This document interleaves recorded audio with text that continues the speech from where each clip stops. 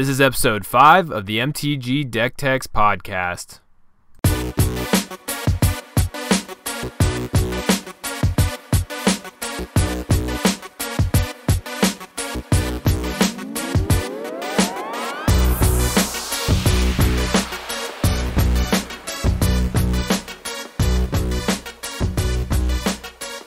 Hi everyone, and welcome to another episode of the MTGDeckTechs podcast.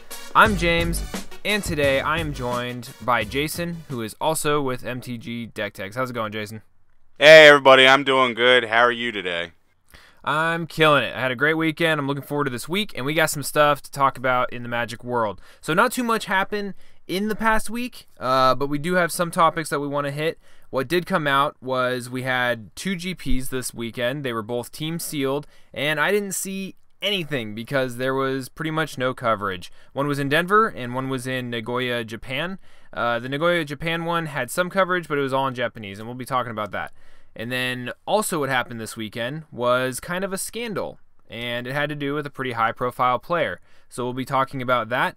And then because of the lack of news, we're going to kind of dive into some of the standard decks that have been really performing, especially during the MTGO PTQ that took place on Saturday. So we're going to dive into some of those decks, kind of give you a deck tech in the audio version right now, and we'll be discussing those. And then we'll finish off the episode with Community Spotlight and our Triple Strike questions of the week. And we'll give you the answers for last week's Triple Strike questions. But first, how to support us. So if you're in the market for any type of dice bags or play mats, any type of gaming accessories that you need for Magic the Gathering or role-playing games, whatever it is, make sure you check out inkedgaming.com. And if at checkout you use the code TECHS10, TECHS10 at checkout, you'll get 10% off, and we'll get a little bit as it is an affiliate code for MTGDeckTechs. So it's a win-win. If you'd like to support the show and the website, the YouTube channel, everything that MTGDeckTechs does for you, please make sure you stop by and visit our Patreon page at patreon.com/themtgdecktechs. But right now, also, a great way you can support our show is just by sharing. If you take a link to one of our podcast episodes and share it on Twitter or Facebook with the hashtag MTGDeckTechs, we'll make sure you get entered into a booster pack giveaway, absolutely free. And right now, it's critical for our show to be shared among everyone you know. So if you do like it, share it with your friends. It definitely helps us. So without further ado, I think we're going to jump into our topics. So, Jason, do you know anything that was going on with the GPs this weekend? Did you see any coverage or follow the tweets, or why weren't they covered like normal GPs? All right, so I don't know why they weren't covered. Well, the GP in Japan was covered on the MTG Japan Twitch channel, and all the coverage was in Japanese though, so you wouldn't be able to understand what was going on unless you spoke it. But as far as Denver goes, they had zero coverage for it. I didn't even know there was one going on. If not for the cosplayers that I follow on Twitter that were going, I wouldn't even know about it. But also, this is the second week in a row that Wizards themselves did not put on any coverage for the new set, period. So I think it's kind of a bad deal, and I have no idea why they didn't cover it. They should have had coverage for it. I know that it's limited, and limited doesn't get a lot of views, but Star City Games wasn't doing anything this weekend, so they would have had the stranglehold on the Twitch channel anyway. I don't know. It makes no sense. Yeah, that was something I was thinking about as well. So I tune in to Twitch on the weekend, try to check out some coverage, and I didn't see anything for SCG because I noticed they weren't really doing a big event. But I was really surprised not to see the GP. And last week they did have coverage, but it was just limited. It was the Montreal, Mexico City limited GPs. But yeah, you're right. So it's 2 limited GPs in a row. And last week they did get pretty poor views, but I was completely surprised that this week they didn't try to take advantage of SCG not broadcasting anything and trying to get their viewership back, especially since it is limited. They're still trying to introduce the set. But I don't know. I don't think it should have been team limited. I kind of think that they should have done... I think that Wizards needs to kind of have some events with their GPs that are similar to SCG with the team tournaments across the formats. Do you think that would have still been able to meet their intent of trying to like introduce the new set across the formats, or do you think that they should still be doing this limited type thing? I don't like to see limited on coverage. Period. Really, I don't know. Yeah. I'm just not into it. I don't know why that they don't have a standard format to cover right now. Like, cause standard is fire right now. It is so good, and they would have so many viewers watching it. It doesn't make any sense as to why they don't have a straight standard tournament at the moment, or at least a team constructed open, or not open, but a team constructed GP to cover this set, because it is great. Yeah, I agree. Yeah. So I definitely think it should have been team constructed. If they would have had, so first of all, I think they should have had coverage in English this weekend since SCG wasn't. But if they were able to have foreseen this, because I know they make these schedules pretty far in advance, and they make the formats pretty far in advance, and they're trying to sell all this product. But I think if they had done a team constructed or a standard GP at this point without SCG competition, they would have had a ton of Twitch views. Now, I do know that they had the online PTQ for standard, and we're going to talk about the decks that we saw during that a little bit later on. But anyway, I just wanted to touch base on the fact that coverage was kind of poor. I wasn't really sure why. I haven't dove into coverage until, I don't know, probably the past 6 to 8 months really deep. So I don't know if this is something that they do periodically. They just skip coverage, but this seems kind of rare. Is it rare, or do you even know? No, I feel like this is kind of rare. Like they're usually on top of their coverage, and they cover anything that they're doing, really. And it really makes no sense. It's kind of mind-boggling that they didn't have any coverage for this, because they should have, and they would have usually. I would think so anyway. Okay. Yeah, so I think that's pretty much all we had on that. If you listeners have any idea why they weren't really covering, or if this was some sort of every year they skipped this weekend or whatever, please let us know. Pretty interesting that they didn't take advantage of this weekend to get some coverage in. But I think that we'll move on to our next topic, which I think there seems to be some debate online, but it's mostly just kind of a sad day in Magic, was the scandal with a high-profile player. So do you know what happened this weekend, Jason? Yeah, so I was alerted to it on Twitter. There was somebody that took a clip of it on Twitch, and they shared it on Twitter, and it just blew up. People were retweeting it like crazy. So I had to go take a look at it. Well, Dan Lanthier, I think that's how you say his name, he was playing in a tournament, and MTG Canada was streaming it, and he was on camera. Well, what he does, he's playing Dredge with the Creeping Chill, Creeping Chill, I think is what it's called. I'm a Dredge fan. I'm not even totally on board with that card yet. I'm trying to figure it out. But he's going to fetch, and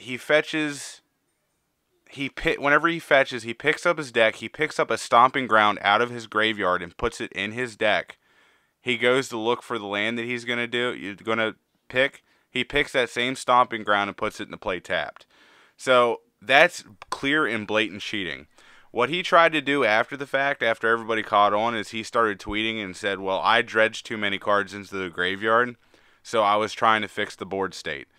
That's a blatant lie. And if you can't keep track of your dredges when you're playing Dredge, I don't care how unfamiliar with the deck is. I picked the deck up one time, and I never lost count of my dredges. The worst that I did whenever I started off with dredging is I forgot to put cards in the I forgot to discard a Faithless Looting, and that was easily fixed. Like, you want cards in your graveyard, so that's not even really helping you out by keeping cards in your hand anyway. But I was able to, like, it tells you how many you're dredging. You can count them, like 1, 2, 3. Like, it's not hard. It's basic math. It's basic counting. So he blatantly cheated. He was caught doing it, and his excuse as to what actually happened was very poor. He needs to be banned. Period. Like, he needs a ban. And this 6-month crap that they do, that's not good enough. Like, he needs to be banned for years.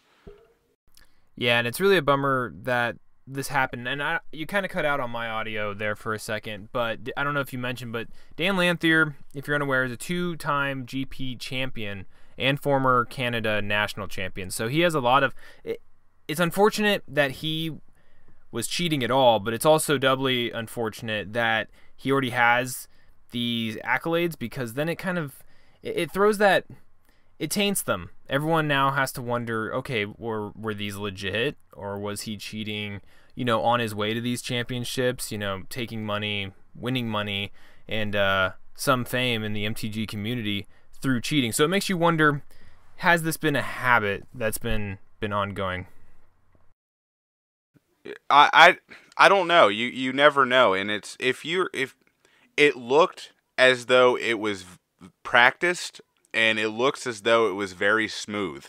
Like, he was able to do it quickly while his opponent wasn't looking, and he's had to have done it before, in my opinion. Like, that wasn't something that he wasn't fumbling around with it or anything.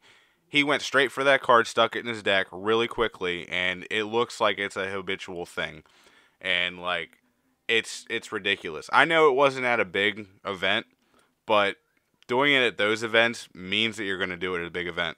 And I kind of feel like everything that he's done is probably tainted at this point. Yeah, you're absolutely right about it looking rehearsed too, which is even more interesting because this is a deck that he's unfamiliar with. And I mean, the clip is all over online. It's on Reddit. If you Google Dan Lanthier cheating or anything like that on Google, you're gonna find the clip, and it's pretty bad. It shows it blatantly, and I can definitely see how the opponent wouldn't have seen it. And I mean, playing Dredge, he's probably not paying too close of attention to that graveyard this early in the game too. But it was really smooth. You were right. It was really, really smooth. He picked up the deck and the card in his graveyard at the same time, put it in. He even kind of shuffled through the cards as if he was looking. But from the way the stream is taken, you can absolutely tell that he's just kind of going through the motions. Even puts another card on top of that land card, and then like goes behind it real quick and pulls it. It was really bad. It looked very well rehearsed. Yeah, I could sit here and like, I don't know, like there's no excuse for it. And like I said, his excuse that he used was bullshit. Like, honestly, and I don't know. I can sit here and talk about cheating all day and how ridiculous it is and how blatant it is and how obvious, and it's rampant. And honestly, it's kind of worth it to cheat based on the repercussions that you get for cheating. It's ridiculous. Like, Alex Bertoncini's back. Like, he shouldn't be back. He was caught twice on camera at big events cheating, like blatantly cheating. And he's back playing again. There's so many people that were caught cheating at big events that are back in the game, and it's ridiculous.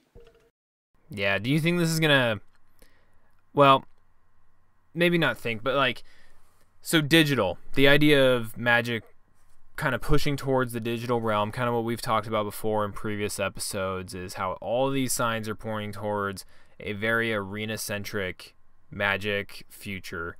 Do you think that's actually good, with nothing else for at least the aspect of cheating?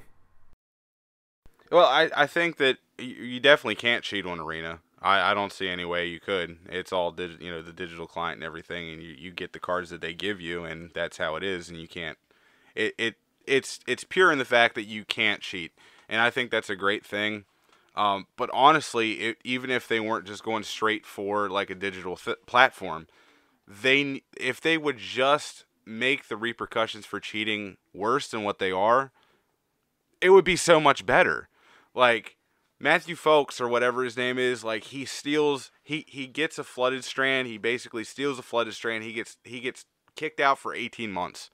Like, that's not hurting the game any.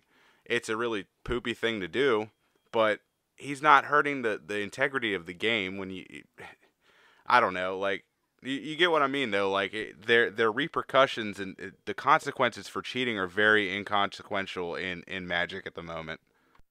Yeah, everything's just kind of a slap on the wrist.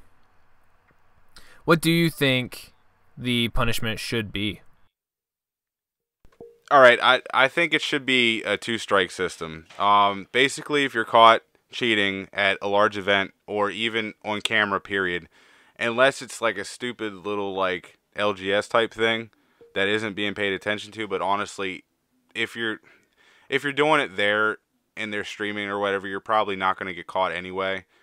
But it's still a really bad thing to do. If you're caught cheating, period, 2 years. For your first offense, you're gone for 2 years. You come back, you do it again, you're done. You're a lifetime ban, it's over. Like, I hate to make the parallel between I'm not going to say his name, the Voldemort of Magic. He harasses people and he gets a full lifetime ban off the bat. And he should. He deserves it. I kind of feel like he's made himself into a martyr, but he shouldn't be in Magic, period. But I don't think that you can't honestly give him a lifetime ban and let these cheaters get away with a slap on the wrist, because that's really hurting the integrity of the game. And it's basically stealing from other people, because they're coming in and cheating and winning these events. Well, if they cheat you have a loss on your record, and you're not making that much. You're not making any more money if you even qualify for money. Like, they're taking money from you, and that's a really bad deal. Yeah, and if it's just a slap on the wrist, then it like you were saying, it just encourages it to continue to happen.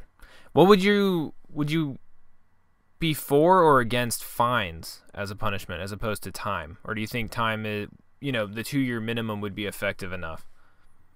I don't really think that you can like fine people. That's getting into a different aspect of it. I think I don't know how you would incorporate that. I think time is enough.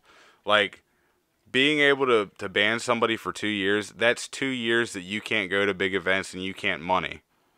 It's pushing you out of the game essentially, and 2 years is long enough. That's how many GPs in a year. How many no more PPTQs and stuff. But if you're a Pro Tour player, that's like going to be 6 Pro Tours here. I think skipping out on like 12 possible Pro Tours, I think that's a big deal, and I think that's good enough. A 2-year ban for your first time that you're caught cheating is going to be a big enough deterrent, because a lot of people are only getting like 6 months, if that, right now for their first occurrence, and that's bad. That's terrible. That's not even. That might be that's 2 Pro Tours, and that's it. If you're even up at that level, it's a couple GPs. 2 years is good for the first time. I could agree with that. And yeah, I know that fines wouldn't be exactly realistic, because I mean, just legal issues and the fact that you're only paying so much for a GP, and what if it's like a 12-year-old kid, right? Like, what are you gonna do? Fine them $1,000? You can't really do that. But I was just curious what your thoughts were on that. And then I'm also curious, at what would be like the doubt level? Like, what's the line for a punishment? Because a lot of these, for example, the Dan Lathier thing, that was clear and on tape. Like, that was on stream. But what if it's just a judge call?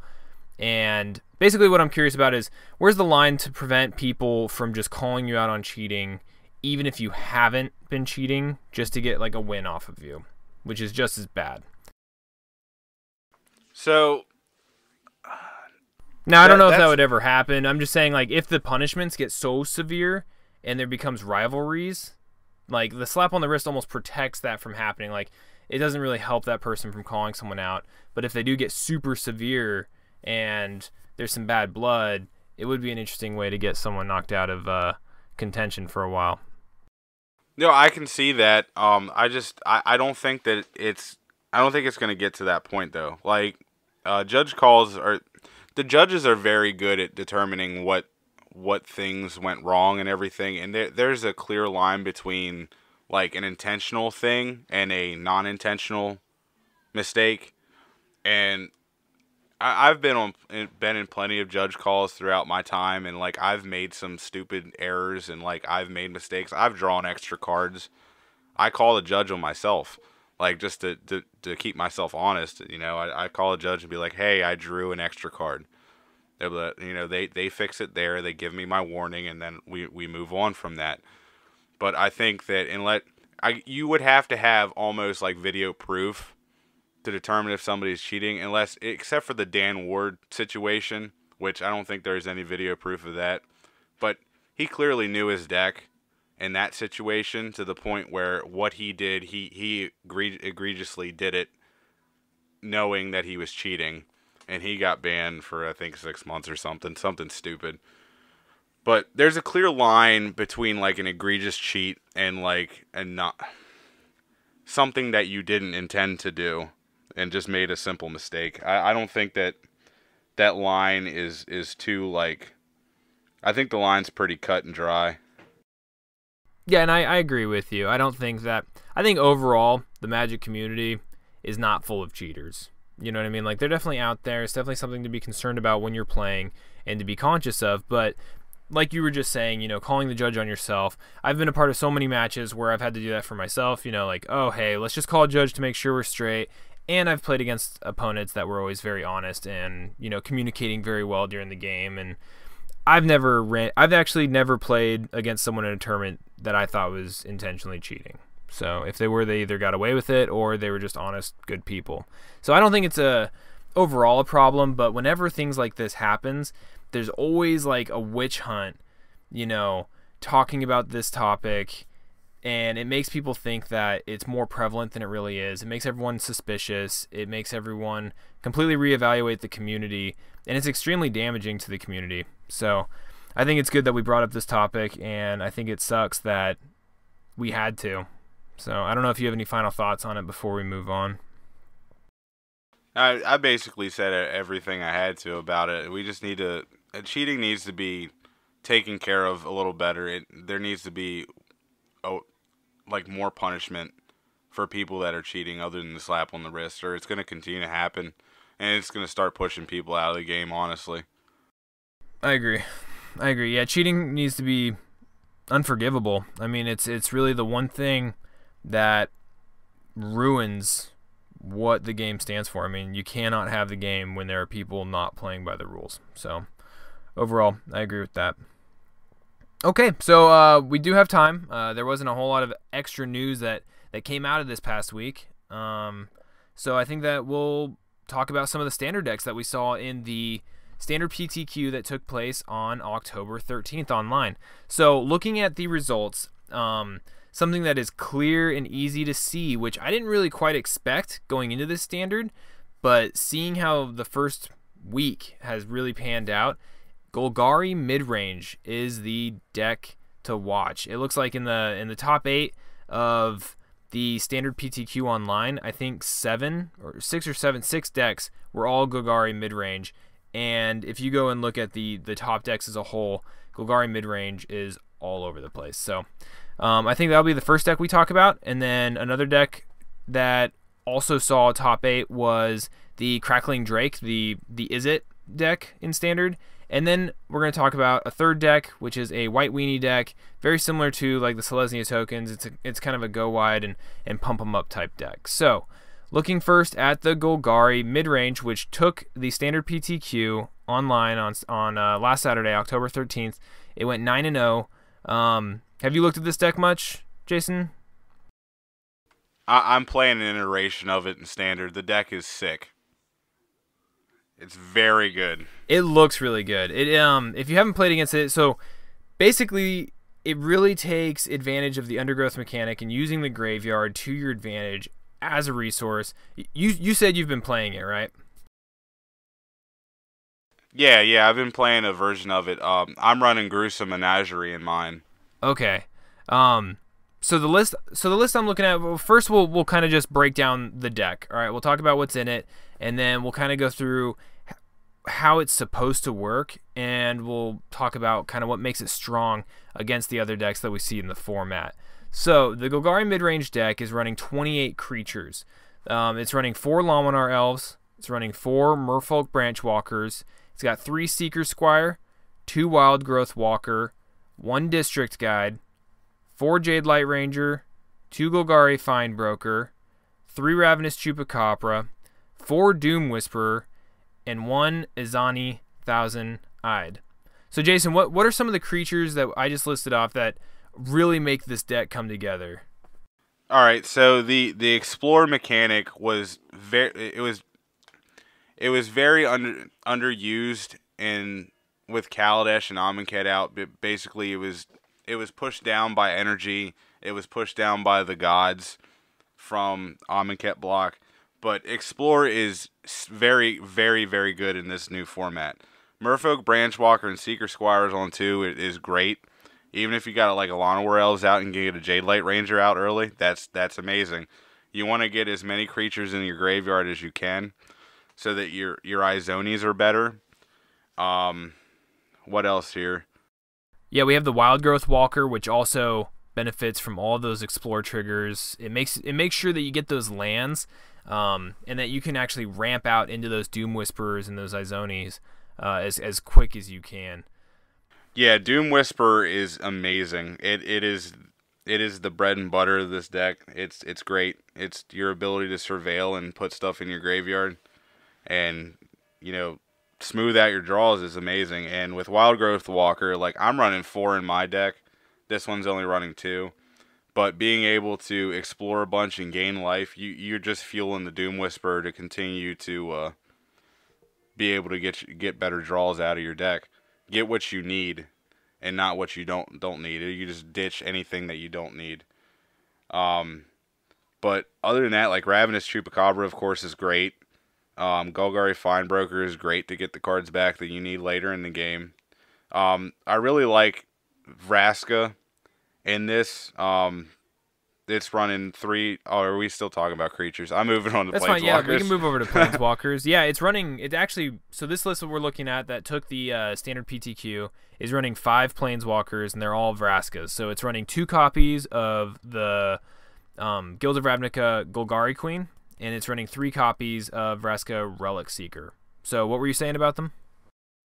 Well, having Vraska Golgari Queen in this deck, you're able to you can sacrifice your creatures and get them back with Golgari Finebroker and stuff, and it also fuels your Izoni. You can sack a permanent to draw a card and gain a life. That's amazing. Also, it's definitely got good removal. It's it's -3 is an Abrupt Decay, and its ultimate is game winning. But as far as the Relic Seeker goes, I mean, Relic Seeker's great. You can get a 2/2 Pirate with Menace, which is amazing. You can destroy a target artifact, creature, enchantment, and get a treasure token. And this ultimate is game winning too. Target player's life total becomes 1. Yeah, Vraska Relic Seeker has always been strong, and this deck actually. So what I like about this deck is it throws everything into the graveyard, and then with your Finebroker, you get to just pick and choose what you decide to use, and you have the Llanowar Elves, you have all the Explore, making sure that you're hitting these land drops, you're ramping into these higher mana cost cards like Relic Seeker and Doom Whisper, and you're gonna get it. Like, you're gonna be able to bring it out of your graveyard, or you're gonna be able to play it early on turn 4 or 5. So, very powerful. Yeah, card selection in this deck is great. Just being able to explore and mill stuff that you don't need to, and then be able to use later. It's amazing. Like, I haven't seen this good card selection in Green Black in quite a while in Standard, and it's so refreshing. Yeah, it's definitely. I think this deck is such a top choice right now because of its consistency. It's the same game every time because you're just able to filter everything that you need and make sure you get it. And Graveyard Hate is kind of weak right now too, but we'll talk about that in a second. So those are the Planeswalkers, and then it's only running 4 spells, which are 2 Assassin's Trophy and 2 copies of Finality, the split card. So, I mean, this is pretty much just your removal package and a little bit of return stuff from the graveyard back to your hand. Anything special about these 2 choices? Yeah, curving out a Doom Whisperer into a Finality is almost game winning. Like, you're gonna be your opponent's gonna be like building up their board, and you're gonna be building up your board too. And then you deploy your Doom Whisperer. The next turn, you Finality. You put your 2 counters on Doom Whisperer. Sure, you're only gonna be able to attack for 4, but you have an 8/8 flying trampler that can get whatever you need on top of your deck so that you can continue the game. Finality is probably the linchpin of this deck being able to pick up things in your graveyard early and recur things, and then the full sweeper later with a big creature out. When you cast a finality, you're more than likely not going to lose. I'm kind of concerned. Like, I assume Assassin's Trophy is fine in it. I'm not running Assassin's Trophy in my build. Plaguecrafter is really my removal in the Chupacabra. But Assassin's Trophy I didn't think was too great in Standard. Like, it wasn't looking too good. Because it's ramping your opponent. And ramping your opponent in Standard is a lot different than ramping it in Modern. Because basically in Modern you're using, like, Path to Exile is good in Modern. It wasn't that great in Standard. That's the same boat that Assassin's Trophy is in. But I assume that it's fine if it's, in this deck and it's winning. I don't know. I'm not big on Assassin's Trophy in Standard. Yeah. I've seen it. I mean, it does what it does. It kills anything, gives them a land. But you're kind of right. Like, ramping typically is more important in Standard than Modern, since Modern's such a much faster format. So yeah, those are the 4 spells, and then it's running 23 lands with 8 forest, 4 overgrown tomb, 7 swamps, and 4 woodland cemeteries. So it's got a decent land package. It's got a lot of creatures. So the sideboard is 3 Duress, 1 Arguel's Bloodfast, 3 Moments of Craving, 1 Wildgrowth Walker, 2 Vraska's Contempt, 2 The Eldest Reborn, 1 Vivian Reed, 1 Izoni Thousand-Eyed, and then an additional just 1 Find and Finality. All right, so now that we see the sideboard, Jason, like, what makes this deck good against aggro? Let's talk about how this deck survives in sideboards against the aggro matchup, and then we'll do the same thing for a mirror or another mid-range deck, and then we'll talk about what it does against a control deck. So how does this deck fight against an aggro deck, and what kind of sideboard decisions is it thinking about making? Well, it's pretty good against the aggro decks, basically with Wildgrowth Walker gaining life, and all the Explore creatures. Your Explore creatures are going to be bigger anyway, especially if you're hitting non-lands. They're going to be able to block profitably the lower to the ground creatures.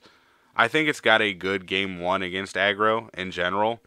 It's got the removal in Ravenous Chupacabra and Izoni. If you can get to an Izoni, you're basically just road blocking them the whole time. Now, as far as like going into the sideboard, you're going to be bringing in Moment of Craving, which is going to give a creature -2/-2, and you're going to gain 2 life. So that's a kill creature. I gain 2. You're going to be bringing in another Wildgrowth Walker for the life gain. You might bring in some more you might bring in Vraska's Contempts. Maybe not another Izoni. You're probably good with 1. And probably the Finality. But you're basically just gonna want to get deploy your creatures early to block. You're going to make sure Wildgrowth Walker's out so you can start gaining life and making them bigger. If you're even able to explore once with Wildgrowth Walker, you're pretty good because you're gaining 3, and now it's got a toughness of 4, which is really hard to deal with in Standard. As long as you're over 3 toughness, you're pretty much good. They're going to be 2 for 1ing themselves just to get rid of it. So I think that against aggro, it's pretty good. My biggest issue is against control, because you're a mid-range deck, and they're able to set up better, and they're going to be able to counter, answer your cards one by one. So basically, you're going to probably bring in Arguel's Bloodfast for card draw. You're going to bring in Duresses, of course, to get the counters out of their hand. Vivian Reed is very good for card selection because they're going to remove your stuff and counter your stuff. So if you deploy Vivian Reed, you'll be able to refill your hand with creatures. So that's good to come in. Probably bring in another Find just to be able to recur your stuff. Maybe an Eldest Reborn, depending on if they're a Planeswalker centric deck. But you're gonna struggle a little bit against control with this, but you have the tools that you need in the sideboard to get back into it. I think the aggro matchup's definitely a lot better than the control matchup. Yeah, I agree with you. Yeah, this deck definitely has a lot of the it has everything it needs really for the aggro matchup. You know, it has a lot of the low converted mana cost, low to the ground cards that it can get out that will be stronger than the aggro deck, typically with the explore mechanics, and gain life with the Wild Growth Walker. And then it just has a ton of sideboard stuff that is really effective against the aggro matchup. You know, more Wild Growth Walkers, and then, you know, the removal spells that gain life as well that you were talking about. So I think that's why we saw so much of this deck in the standard PTQ was, I mean, we can already tell that it's super consistent. And I think that, so what I expected to see was a lot more aggro decks, just typically from the new set coming out. You know, that seems to be the safe place to be right now, is just, okay, let's pick up the fastest mono red thing we can get and go for it. Well, I think what we're seeing is kind of the result of people expecting that and taking this mid-range deck that is very strong against the aggro deck, and I mean, it's so consistent that it can do the same thing every time, making it effective against other mid-range decks. And like you said, kind of struggling against control, but I don't think the control decks are really there yet. No, the control decks aren't like totally there. I know that there is Jeskai that's been floating around. I think we're gonna actually talk about a Jeskai deck here shortly. But Jeskai's been floating around. The blue-black base decks, control decks are looking pretty good. It's gonna take a little bit for control to like get a foothold and get an actual like proven archetype together. But the fringy control decks are still kind of preying on it a little bit, just because, you know, it's a mid-range deck. It's not a low to the ground. You need to get under control game one, and this deck really can't necessarily do that. It can apply pressure early, but once they like sweep you, your bigger stuff, they're going to be able to just counter it one for, you know, or remove it one for one basically. So you need to get a good clock on them early, or it's not going to work. Yeah, I think one of the keys for this deck surviving the control matchup is just getting that ramp that they need, like hitting every land drop, getting the Lumunar Elves out, like making sure they get those out so that they can get underneath some of that control. But yeah, so I think that's enough for the Golgari mid-range. If you're heading out to your FNMs or standard showdowns or whatever, you're probably going to be seeing a lot of this deck. So you should probably check it out online and kind of look at what you should be expecting, or, you know, pick up a copy of the deck and go win your FNM, because it looks like it's very, very strong. Yeah, right, so if your meta is full of mono red, I'm like 6-0 against it on Arena. So yeah, definitely hit this if you're mono red. Yeah. All right, so the next deck we're going to talk about is that control deck we were just talking about. So this deck went 8-1 in the standard PTQ. It is blue, red, white, as we said, and we're going to start off with the creatures. So it's running 4 of Crackling Drake. So Crackling Drake has been actually talked about quite a bit. People are kind of toying with the idea of using it in Modern. Crackling Drake is a 4 mana cost Drake, with the mana cost being 2 blue and 2 red. It's the Izzet 4 mana card in this cycle. And it's got flying, and Crackling Drake's power is equal to the total number of instant and sorcery cards you own in exile and in your graveyard. And when Crackling Drake enters the battlefield, you draw a card. So it's a star 4 flying Drake. So what do you think about this creature off the bat? And what have you really heard about it? Oh, I've played with Crackling Drake, and it's amazing. Being able to replace itself with the card draw is amazing. The fact that it counts instants and sorceries in exile too is great. Enigma Drake was kind of held back. Like I was playing 8 Drakes in standard on Arena for a little bit, and your jumpstart stuff, whenever you exile them, your Enigma Drake loses power, but Crackling Drake stays where it is, and it's great. I can't say enough about Crackling Drake. I love Enigma Drake, but Crackling Drake's just, you know, a little bit over that card. Yeah, I agree. And also, like, a lot of the graveyard hate out there, too, you know, that people might be playing against that Golgari mid-range deck. Even if it does, like, if you have, like, a Sentinel Totem or something and they decide to exile your graveyard, doesn't matter. You know, Crackling Drake's still holding strong. So, Crackling Drake has proven to be a very strong card. As long as you can get the mana base to throw it out, which this deck definitely has, it'll be effective. And like you said, the fact that it's a cantrip as a creature is also awesome. Like, you play it, you draw that card, more likely than not, you got an instant or sorcery that's going to be able to beef it up. Alright, so the next section we're going to talk about is the Planeswalkers. He isn't gone. Everyone knows him. Teferi, Hero of Dominaria. So this deck is running 4. Now, do you expect to see a lot of Teferi decks popping up in Standard? Like, is he still just this staple for control, or do you expect to see it kind of branch out a little bit? Yeah, Teferi he's gonna stay the staple for control. You're gonna see a case for Ral, Zarek as well, but I mean they're kind of basically the same thing, but Teferi's much better. I think if you're sticking strictly control, Teferi is good because it allows you to draw a card and hold up a counter or hold up removal because you can untap lands with them. So say you cast them on 5. And you're running a Jeskai deck, you get to draw a card and hold up a Lightning Strike to protect him. That's really great. You can't do that with Ral.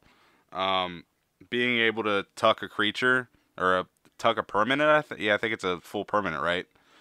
Yeah. So you tuck a permanent three cards on in their deck.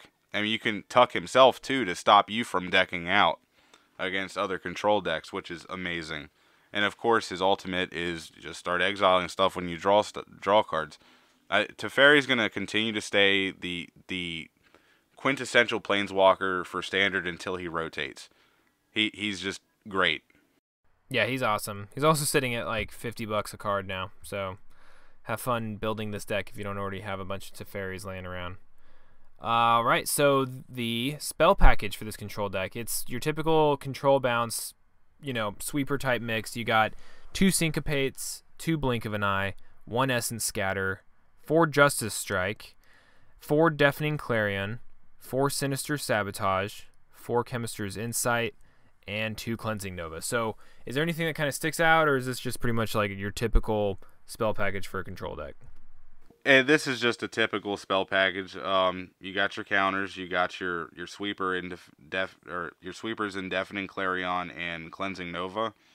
You got your draw, your staple 4-mana draw a card or draw 2 cards with Chemist's Insight. There's also 2 other cards that they don't show up in the list because they're in other because they weren't I guess formatted correctly. Oh yeah, the list we're looking at. Yeah, Expansion Explosion. Yeah, Expansion Explosion is great. And like I was playing Singleton in Arena and somebody Explosion is that the whatever it was to deal X damage, draw X cards. They milled me out. They dealt 15 damage to me, which wasn't enough to kill me, but I drew 15 cards and they milled me out. I think that's really cool. Expansion Explosion is a great card. And it's really nice to see it in these decks. I think it's great for them. But everything else is pretty much just stock. Yeah, and then I mean that goes into the next section. So we have enchantments, just one, just a Search for Azcanta, which is a must-have in pretty much any control deck. I don't think we really even need to talk about that card. And then the deck's running 26 lands. Your typical extra lands for a control deck. It has 4 Clifftop Retreats, 4 Glacial Fortress, 3 Island, 2 Mountain, 1 Plains, 4 Sacred Foundry, 4 Steam Vents, and 4 Sulphur Falls. So one of the more expensive mana bases in Standard, but I don't think it's going to ever have any issues running out of Crackling Drake, Teferi, or any of their multicolored cards. Okay, and then hitting the sideboard, it has 2 Disdainful Stroke, 4 Lava Coil, 3 Negate, 1 Invoke the Divine, 2 Lyra Dawnbringer, 1 Ral Izzet Viceroy, and 2 Niv Mizzet Perrin. So what do you see from this sideboard? Like, what is this deck really scared about facing? Mono red aggro. That's what just basically the low to the ground decks is what it's going to struggle against, and it's got what it needs to take care of that with Lava Coils. It's got what it needs to take care of that with Lyra Dawnbringers. It's also got some extra, it's got another Ral in it, which is basically just another Teferi, but not as good. And Niv Mizzet for some extra. Well, Niv Mizzet's going to come in against the control sideboard or against the control decks.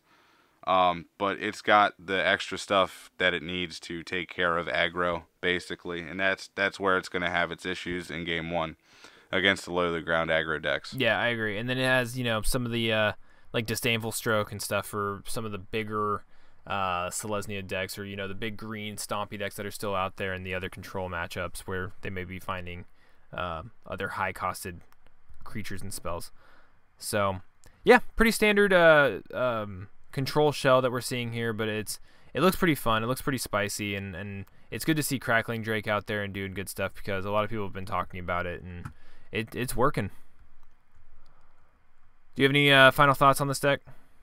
Yeah, well, not really. I think it's basically your standard control deck, and we're going to see a lot of it. And of course, control's going to branch off into blue black and everything as well. But this is your hallmark for control right now. If you're into control, definitely give this a spin. Yeah, and I'm glad there's no Nexus of Fate in it, just because I hate the card. Oh, you just wait. There are Nexus of Fate decks brewing. Like, I know. I'm working on one, so just wait. Oh, you're one of those. All right, so the last deck we're gonna look at is White Weenie. It went 8-1 on standard PTQ, and it's pretty much your basic go wide white deck. Selesnya tokens has been very big, but this kind of just cut out the green and went straight white, and it's running 27 creatures. It's running 2 Dauntless Bodyguards, 4 Hunted Witness, 2 Sky Marcher Aspirant, 4 Adonto Vanguard, 4 Knight of Grace, 3 Remorseful Cleric, 4 Banalish Marshal, and 4 Venerated Loxodon. Do you have anything really to say about all these creatures? It's a lot of them. Yeah, your all-star here is Adonto Vanguard. I love that card. You pay 4 life to give it indestructible against +2/+0 whenever it attacks. Card's great. It's really hard to get rid of, and I tried to play as much as I could of it whenever I could in standard. The last couple standard series, because the card is great. It's taking a page out of Selesnya with Venerated Loxodon, which is great. This is basically just your go wide, go quick White Weenie deck with creatures that just turn sideways and attack. So it's basically just your standard White Weenie, and it's cool that we have it again. Yeah, and also something I'd like to point out, I think this deck looks like it would be a pretty decent matchup against the Golgari midrange too. So I don't know if this was a very popular deck during the standard PTQ, or if it was one of just the few decks that were constructed like this, but it almost looks like it's targeting that Golgari midrange with cards such as Remorseful Cleric. You just sacrifice it, you can exile all cards from target player's graveyard. That card I could see being a major pain in the butt for the Golgari midrange. And then also Knight of Grace, it has that hexproof from black. It gets +1/+0 if any player controls a black permanent. So I could see that being problematic as well, since that Golgari midrange deck has so many gold cards, so many black cards, that those knights are just going to be pumped up. Especially with the history of Benalia that we're going to talk about later and stuff. But all right, so moving on from the creatures, we have a few spells. We have one instant, and it's just a single Pride of the Conquerors, which is just a pump up the team. And then it's running 11 enchantments, 3 of them being Legion Landings, so they get additional vampires and token generators off of that. 1 Baffling End as kind of a removal piece, 4 History of Benalia, and 3 Conclave Tribunal. So do you have any thoughts on the spell package? Yeah, it's just your standard. Like you're definitely gonna want History of Benalia is great if you're playing white. Your standard Conclave Tribunal and Baffling End is your removal package in white. Conclave Tribunal is great with this deck because you can basically cast it for free if you have 4 creatures out. Legion's Landing, of course, is a hallmark in any kind of white weenie deck because it's essentially a 1-drop. And yeah, I mean it's just basically this is what you want in a low to the ground white deck. Definitely. Do you have any thoughts on why maybe they chose Baffling End instead of Seal Away? And what have your thoughts been on Conclave Tribunal as a replacement for Cast Out? Is it as good as Cast Out was because of the Convoke, or what are your thoughts there? I think it's relatively similar to Cast Out. Cast Out was great because it had flash. You can't flash in a Conclave Tribunal, but you can play it for almost essentially free in these go wide decks. So I think it's kind of equivalent to cast out, but I mean, having the flash was great, and that's what made that so great. And being able to cycle it if you didn't need it was good too. So I don't know. I would put cast out a little higher than Conclave Tribunal, but Conclave Tribunal gets the job done. Now, as far as Baffling End goes, the reason that they're playing one in the main, Baffling End in the main board over Seal Away is because there's very little removal of enchantments right now in the main board, so it's good removal. And also Seal Away, if Seal Away is destroyed, they get the creature back. With Baffling End, they don't get the creature back. Sure, if Baffling End is destroyed, they get a dinosaur, but chances are that you probably have a way to deal with it, or you've gone wide enough or something. I like Baffling End quite a bit, honestly. Okay, I was just curious. And then for lands, they're keeping it simple, just 21 planes. And, of course, their Legion Landing will probably flip at some point, and they'll have 22 lands available to them. All right, the sideboard, they have 2 more Baffling Ends. They have 2 Bounty Agents, 1 Sorceress Spyglass, 2 Tocatli Honor Guard, 3 Shield Mare, 2 Ajani Adversary of Tyrants, 1 Ixalan's Binding, and 2 Settle the Wreckage. So what are your thoughts of the sideboard choices for this deck? It's just definitely just more removal to get rid of the bigger.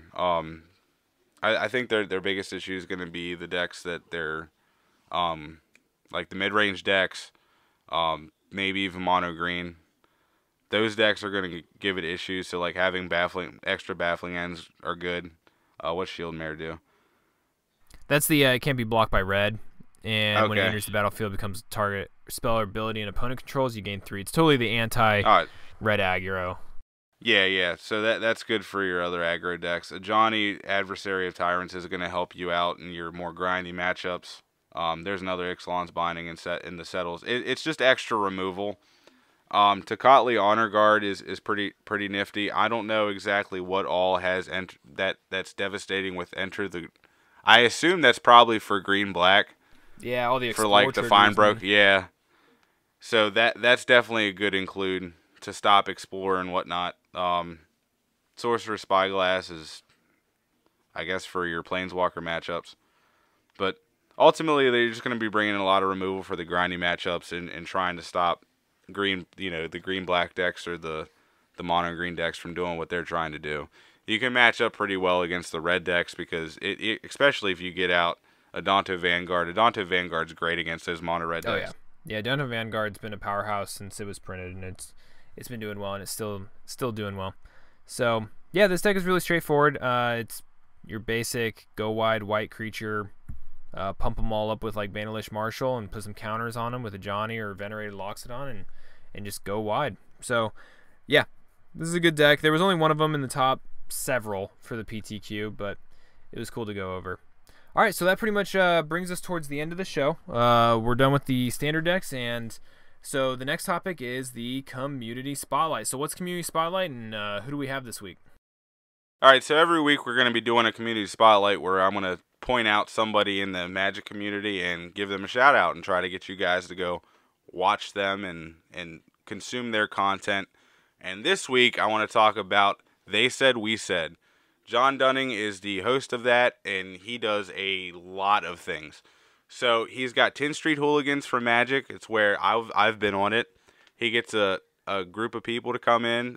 Coach from the Card Bazaar, Johnny Slivers, Magic with Zuby from Magic with Zuby comes on, and he's been getting somebody else to come on. I was on it once. Kitchen Table Commander was on it.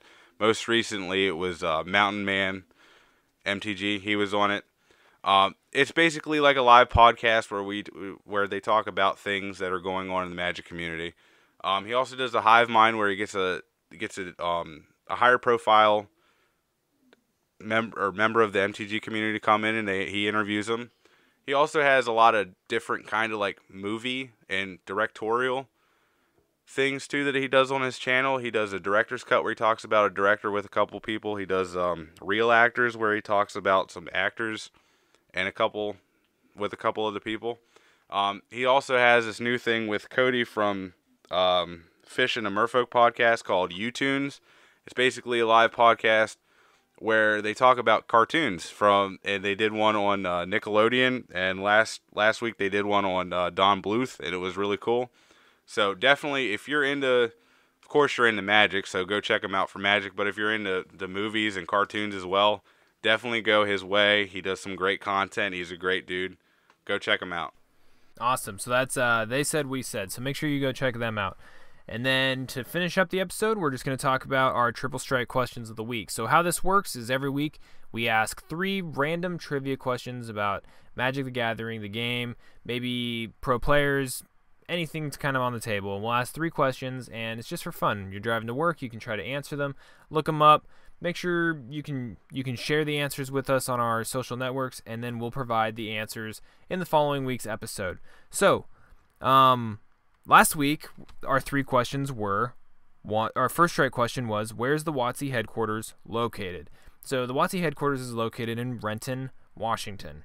The double strike question was, name the 2 creatures you can exile from your hand to add mana to your mana pool. Simian Spirit Guide and Elvish Spirit Guide. And then our last strike question was, what creature has the largest power in Magic?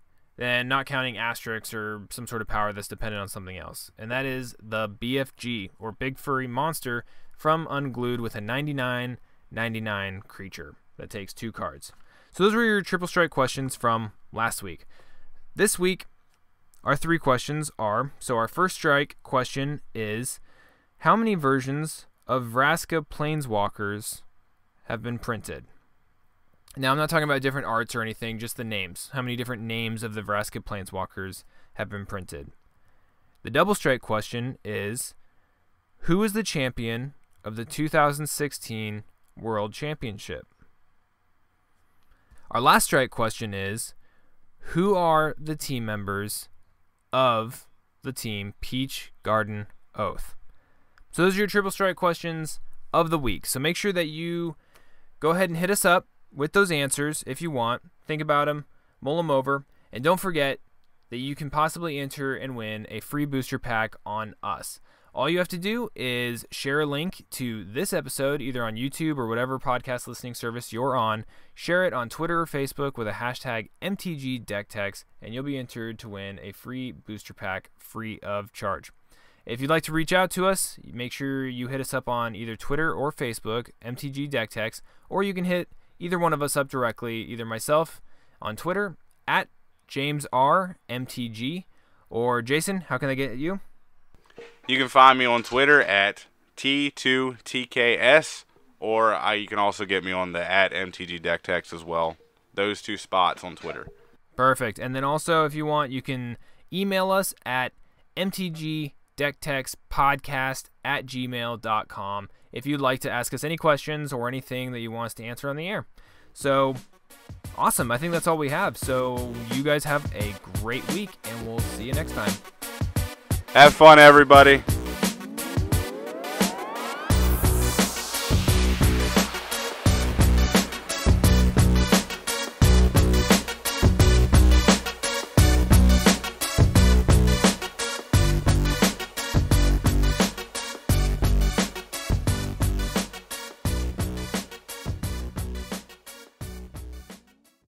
If you enjoyed this video, please hit that like button. It helps out a lot. Also, don't forget to subscribe to stay up to date with all of our uploads. You can follow us on these platforms here at MTGDeckTechs. And finally, a big shout out to Terry Ledford for his generous Patreon donation. If you would like to become a patron for MTGDeckTechs, please click the link down below. It is not necessary, but it helps us out quite a bit. Thank you for watching the video, and we will see you all again soon.